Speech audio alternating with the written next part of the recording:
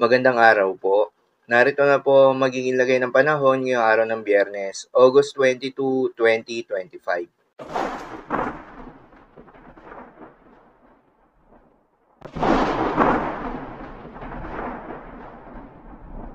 Sa kasalukuyan na tayo sa pag-asa, yung binabantayan na low pressure area sa loob ng Philippine Area of Responsibility ay nakakaapekto na nga sa malaking bahagi ng Luzon. Dahil dito ay asahan yung bahagya hanggang sa maulap na kalangitan na may kalat-kalat ng mga pag-ulan at thunderstorms.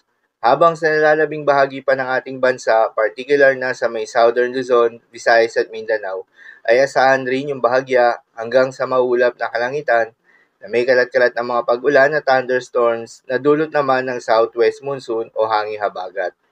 Samantala, patuloy na kumikilos papalapit ng silangan ng Luzon ang patuloy na binabantayan pa rin na aktibong low pressure area na nagbabadya ng maglandfall sa bahagi ng Aurora o Isabela ngayong araw at posibleng lumakas at maging ganap na bagyo pagdating sa West Philippine Sea ngayong weekend.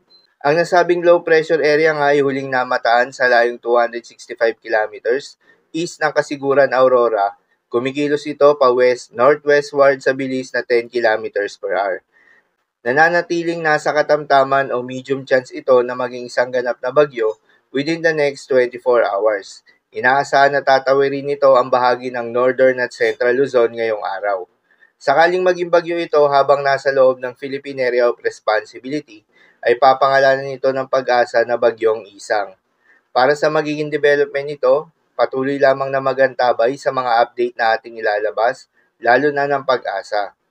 Para naman sa magiging lagay ng panahon ngayong araw ng Biyernes, dahil nga sa epekto nitong low pressure area, asahan sa Metro Manila, Cagayan Valley, Central Luzon, Calabarzon at Bicol Region, ang maulap na kalangitan na may kalat-kalat ng mga pag-ulan at thunderstorms.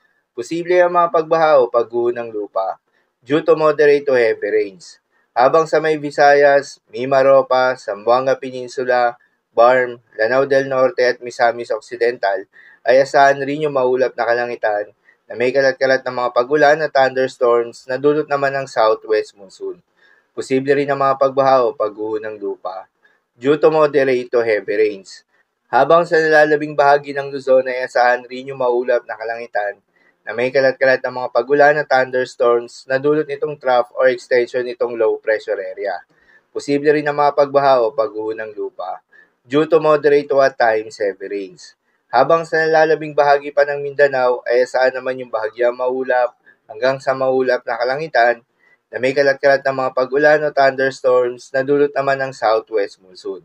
Posible rin ang mga pagbaha o pagguho ng lupa during severe thunderstorms. Madalas, nabobo ang mga thunderstorms na ito tuwing hapon o gabi na nagtatagal ng 1 hanggang 2 oras.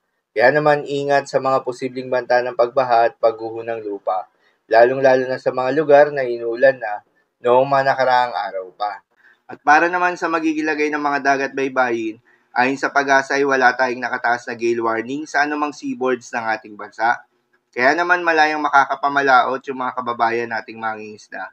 At yung may mga maliliit na sasakyan pandagat, ngunit iba yung pag-iingat pa rin, lalo na kung meron tayong offshore thunderstorms activity.